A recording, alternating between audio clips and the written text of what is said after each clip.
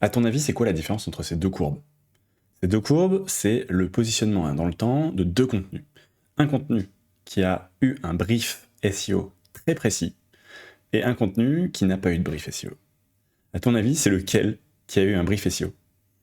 Bon, sans surprise, c'est le sujet de la vidéo. On va parler brief SEO et celui qui a eu un brief SEO, c'est celui-là. On voit que 1, il se positionne mieux, 2, il est en croissance, 3, il est à une position plus élevée. Bon, c'est un exemple sur lequel je reviendrai plus en détail sûrement dans une autre vidéo, mais c'est la preuve qu'un bon brief SEO, c'est super important. Mais bref, cet exemple-là, c'est l'exemple qui montre que, encore une fois, un brief SEO clair, c'est extrêmement important. Sans brief clair, ton contenu risque de passer à côté de ce que Google attend et de ce que tes lecteurs attendent. C'est le travail préparatoire qui va te permettre d'avoir du bon contenu. Et dans cette vidéo, je vais te montrer à quoi ça sert un bon brief, comment on le prépare et comment on s'en sert pour justement faire des contenus haut de gamme qui vont te permettre de ranker premier sur Google. Si tu me découvres avec cette vidéo, je m'appelle Amaury Duval, je suis passionné de SEO et j'ai créé plusieurs outils pour t'aider à justement accélérer ton SEO. Je fais une vidéo par semaine sur cette chaîne, donc si c'est pas déjà le cas, abonne-toi. Si tu me découvres pas mais que tu n'es pas encore abonné, je sais que vous êtes quelques-uns comme ça, alors abonne-toi. Et je te dis à tout de suite pour parler brief SEO. Au préalable, on va définir rapidement ce que c'est qu'un brief SEO. Un brief SEO, c'est un document qui va donner à son rédacteur tous les éléments nécessaires pour faire un contenu bien construit, qui répond aux attentes des utilisateurs, à ce que Google attend, avec justement tous les détails pour qu'il n'y ait plus qu'à suivre. C'est un peu comme une trame, un cahier des charges de ce à quoi le contenu doit ressembler. Et généralement, ces briefs sont rédigés pour des rédacteurs, pour des freelances, pour des équipes en interne. Bref, si on délègue le contenu, voire si on le fait soi-même mais qu'on veut avoir un plan à suivre, eh ben, ce brief-là permet d'avoir le cahier des charges, l'ensemble des attentes résumées en un seul endroit pour pouvoir justement passer efficacement à la rédaction d'un contenu de qualité. Et il est indispensable pour justement pouvoir aligner les attentes entre l'équipe de rédaction par exemple et l'équipe contenu, l'équipe SEO, pour pouvoir gagner du temps, pour pouvoir réduire les allers-retours qui vont être inutiles sur un contenu qui n'est pas forcément bien optimisé, qui n'a pas la bonne longueur, qui ne traite pas les bons sujets. Et on va avoir la maximisation de la performance SEO qui est un sujet, parce que si on dépense de l'énergie et du temps, bref, si on investit pour avoir du contenu, c'est pour avoir un retour en échange, et avoir un bon brief, c'est la meilleure façon d'avoir un bon ROI pour son SEO. Et pourquoi Google aime les contenus issus d'un bon brief? Parce que ça va lui donner exactement ce dont il a besoin pour répondre à l'utilisateur. Google cherche à positionner les résultats les plus pertinents par rapport à la recherche que l'utilisateur est en train de faire. Normalement, il transforme une suite de mots, qui est la requête que l'utilisateur a fait, en une attente, un besoin, une question que l'utilisateur formule et qui attend une réponse que l'utilisateur a déjà plus ou moins en tête. Il lui faut la réponse, mais il sait ce qu'il attend.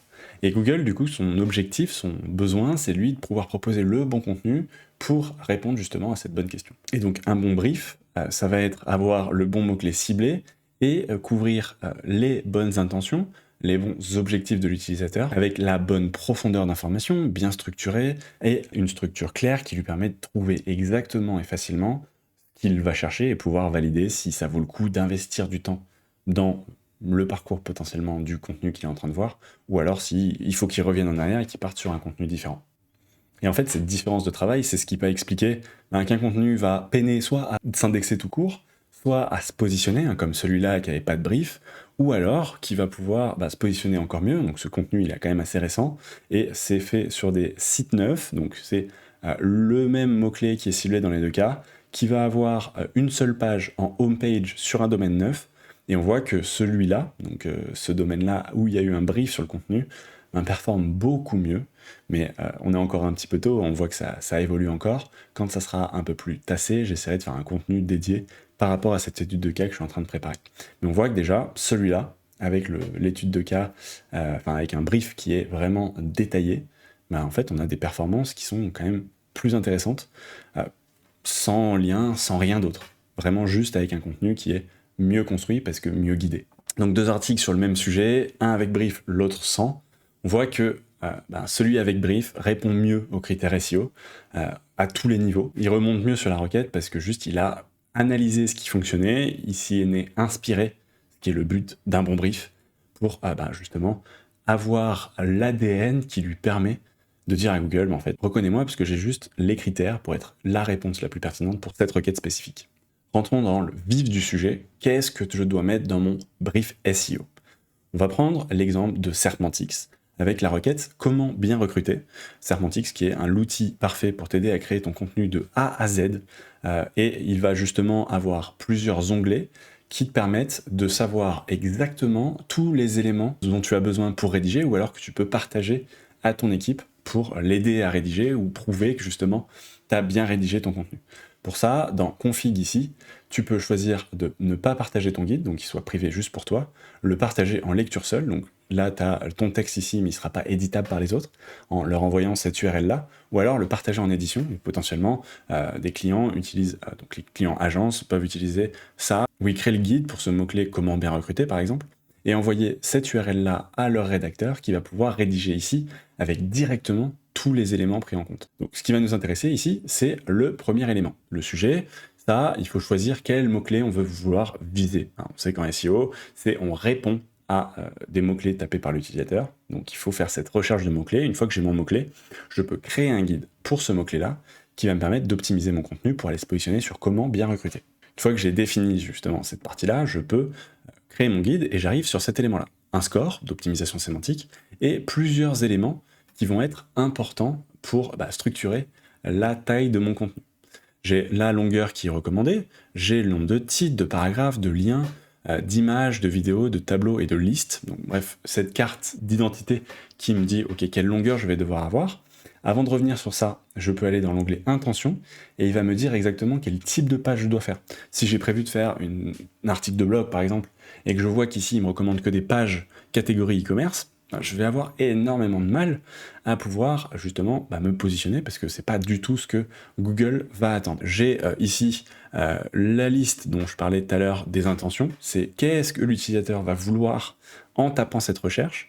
Il y en a plus ou moins, là dans cette requête il m'en a sorti 7, avec étape par étape pour un recrutement efficace, conseils et astuces pour un recrutement optimisé, bref, différents éléments importants qui vont être pris en compte par Google avec le détail de à quelle intention répond quel contenu présenté sur le moteur de recherche. Et j'ai ici le détail de à quoi correspondent les questions que pourrait se poser un utilisateur par rapport à cette intention-là, et le détail à nouveau de qui y répond, si je veux le voir d'une autre façon que ce tableau que j'ai au-dessus.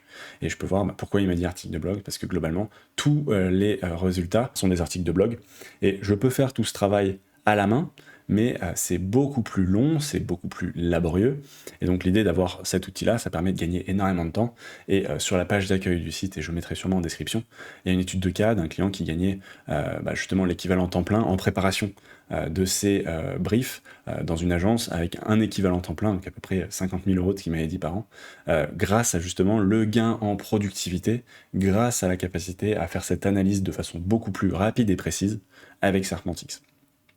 Et donc, une fois que j'ai cette intention-là, je peux lui demander de me proposer un plan qui va justement s'inspirer de ce qui fonctionne chez les concurrents, et non pas le copier, mais vraiment s'en inspirer en créant un plan original qui va reprendre ces éléments-là et qui va me permettre de structurer un contenu pour derrière l'ajuster à la marge. Je peux, là c'est un éditeur de texte à gauche qui prend en compte les titres, H1, H2, les paragraphes, etc.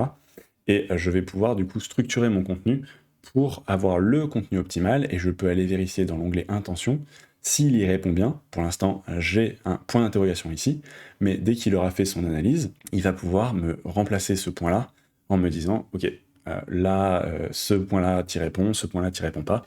C'est-à-dire que le plan optimal, généralement, répond bien à une majorité des points. Voilà, aujourd'hui, il répond bien à tous les points.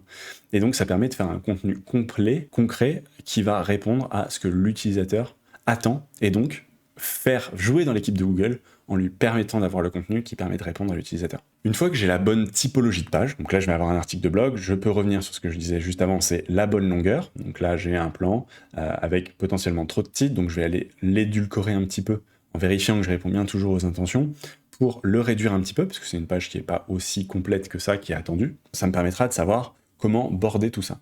Je peux avoir les mots-clés qui sont importants à ajouter, avec du coup recrutement qu'il faudrait être mis entre 17 et 19 fois, etc., qui, dès que je le mets à jour dans mon texte ici, on va voir par exemple le mot voir que je vais mettre 3 fois, qui est ici, qui va se mettre à jour automatiquement et qui se met à jour à 3 et qui passe donc en vert pour dire que c'est bon. Je peux regarder qui, dans les concurrents positionnés en organique, le présente. Je peux les mettre tous en relief dans mon texte pour les voir facilement.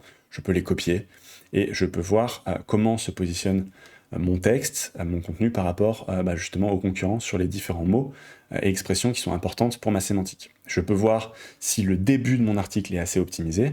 Là, c'est l'évolution du score en fonction de la longueur, que je peux avoir en pourcentage de longueur, mais que je peux aussi avoir en termes de longueur en nombre de mots, pour voir si potentiellement mon contenu est assez bien optimisé au début, ou alors si le début est plus faible et qu'il faut que mieux que j'optimise mon introduction. Avoir un score sur mes titres. On voit que là, mon score est quand même très bon sur les titres. C'est normal, parce qu'il y a beaucoup de titres, donc peut-être qu'en baissant quelques titres, ça va diminuer. Mais voilà, je peux garder une visibilité très claire sur l'optimisation des différents points importants pour mon contenu. J'ai les mots-clés qui sont plutôt à éviter, des vidéos qui sont intégrées, qui sont reprises de cette chaîne, avec les différents éléments justement sur lesquels il faut faire attention. Par exemple, si on envoie l'outil à un rédacteur qui ne sait pas exactement comment utiliser un point ou l'autre, il a un tutoriel directement intégré pour avoir cet élément-là. Et le détail de tous les concurrents avec la possibilité de voir leur titre, leur métadescription, le détail de leur HN en un seul clic avec le score et tout ce détail-là directement présenté pour en fait pas avoir à prendre de temps dans cette étude de la concurrence. Ça vaut le coup d'aller voir la SERP, ça vaut toujours le coup d'aller voir la SERP, mais on voit que par exemple ici, je vais avoir deux des résultats qui sont Haute Question, AI Overview qui est en train d'arriver en Europe, en France. Donc on voit qu'il y a potentiellement sur le top 3 deux des résultats qui ne sont pas organiques, mais les autres le sont. Et donc c'est super intéressant d'avoir cette visibilité-là pour gagner du temps. Et en fait derrière, une fois que j'ai cet ensemble de recommandations, je peux aller plus vite et mieux guider ma rédaction avec les bons éléments que je dois intégrer dans mon texte, soit pendant la rédaction, soit une fois que je l'ai rédigé, en allant justement l'optimiser pour arriver à atteindre le excellent recommandé qui est ce vert foncé ici, avant de passer dans la suroptimisation, ce qu'il faut plutôt éviter. Quand j'ai fait ça, je peux aller justement me refaire recommander un titre et une métadescription, avec la possibilité de visualiser directement si ils seront intéressants et qui rendront bien dans la SERP. Là, il est en train de s'inspirer des concurrents pour savoir ce qui pourrait bien marcher justement dans cette mise en forme sur la SERP. Là, comment bien recruter efficacement 10 astuces ici par exemple. Et là, je vais cliquer ici et il va me recommander justement la SERP avec, je peux configurer en mettant mon URL, il me mettra en forme directement le logo et tout ça. Et donc là j'ai ça de mise en forme, je pense que je peux aller faire un petit peu mieux, mais ça me permet de visualiser facilement à quoi ressemblera mon résultat s'il est montré sur Google, et donc est-ce que je pourrais avoir assez de clics, et bref, travailler cette partie interaction utilisateur dès la mise en avant dans la SERP. J'ai une partie maillage interne qui me permet d'avoir des recommandations de maillage entrant et sortant, donc que je peux ajouter directement dans mon contenu avec justement aussi des recommandations sur les liens en interne, en externe, ce qui me permet d'avoir une visibilité totale sur les différents éléments que je dois intégrer dans mon contenu, le sujet que j'ai préparé, les mots-clés principaux, les mots-clés secondaires, les intentions de recherche, quel type de page je vais avoir, quels sont les titres qu'il faut que je choisisse, quelle longueur approximative, quelle structuration, est-ce que je dois mettre des images, est-ce que je dois mettre du tableau, est-ce que je dois mettre des listes, est-ce que je dois rajouter un outil par exemple. Bref, tous ces éléments-là, il va me le dire, et ce qui me permet d'aller rédiger avec la meilleure boussole possible de qu'est-ce que je dois mettre dans mon contenu pour qu'il égalise mes concurrents et qu'il le dépasse pour mériter ma première place sur Google. Et un des éléments aussi qui est très important, c'est la recommandation de la fréquence de mise à jour, s'il est capable de l'identifier. Mais il va te dire ici qu'il le faut mettre à jour probablement dans un an, et t'enverra un mail au bon moment, donc dans la semaine où il faudra le mettre à jour pour te dire ok, ton contenu mériterait d'être mis à jour. Tu pourras donc créer un nouveau guide qui te permettra d'avoir l'analyse de la SERP à ce moment-là, qui te dira ok, est-ce que tu réponds toujours bien aux intentions, est-ce que ton optimisation est bonne par rapport à ce que la concurrence a fait, parce que peut-être Google a changé sa SERP, donc ses résultats qu'il présente, peut-être que les concurrents ont passé cette année-là à essayer de te doubler. Et bref, c'est une façon proactive de surveiller ton contenu important au bon moment. Pas trop souvent, pas assez, parce que sinon il risque de tomber dans les oubliettes de Google. Bref, au bon moment. Et donc ça, c'est intéressant d'avoir en tête, parce que créer du contenu, c'est chouette, mais si tu ne l'entretiens pas, c'est un peu comme une maison laissée en ruine, il va s'abîmer. et donc être oublié par Google. Bref, au-delà de ces éléments-là que je t'ai montrés ici qui sont importants, que tu peux synthétiser sur un Google Doc, que tu peux mettre sous plein de formats, ou alors tout simplement juste envoyer le guide Semantics qui reprend la majorité des éléments que je t'ai présentés, c'est d'être clair mais pas trop rigide, de ne pas noyer le rédacteur sous des informations inutiles ou alors trop détaillées pour pas grand chose, vérifier la faisabilité en termes de temps, de compétences, de ressources, et adapter le brief au niveau du rédacteur. Il y a potentiellement un rédacteur débutant qui aura besoin un peu plus de détails, un peu plus d'aide, un rédacteur avancé qui aura besoin un peu moins d'éléments, qui saura aller à l'essentiel. Et l'idée, c'est que l'outil te permet de trouver les informations qu'il te faut au bon moment, parce que juste, il a été conçu pour avoir ces éléments-là et te montrer ce que tu veux voir pour les différents moments de ta rédaction. Et franchement, un brief SEO bien pensé, c'est probablement la moitié du travail pour rédiger un contenu de qualité. Faire ce travail de veille pour trouver les modèles, les concurrents de lesquels tu voudras t'inspirer, c'est extrêmement laborieux. Donc, je t'invite évidemment à utiliser un outil pour ça. Tu peux le faire à la main, mais ça va être laborieux et potentiellement moins précis, plus aléatoire dans les résultats que tu peux avoir en fonction de ton niveau d'énergie, ton niveau d'implication à ce moment-là. Si tu veux standardiser, améliorer les performances et réduire ton temps, clairement Semantics, c'est l'outil qu'il te faut pour améliorer ton contenu. Ça te permet d'avoir un brief que tu peux partager facilement à un rédacteur ou à montrer à un client en lui permettant soit de l'éditer, soit juste de le regarder, et surtout créer les contenus optimaux pour être premier sur Google. Donc c'est la façon la plus moderne de créer des briefs, ou alors tu peux choisir de le faire sous plein d'autres formats pour le partager à tes équipes, à tes rédacteurs. Mais l'objectif, c'est clairement satisfaire Google et tes lecteurs. Donc choisis la méthode la plus adaptée pour toi. Et ce que je t'invite à faire, c'est de systématiser ta façon de gérer justement tes briefs par rapport à ton équipe, à ta structure, pour être le plus efficace possible et à tester et affiner justement ce qui fonctionne bien pour toi, ce qui fonctionne moins bien pour toi.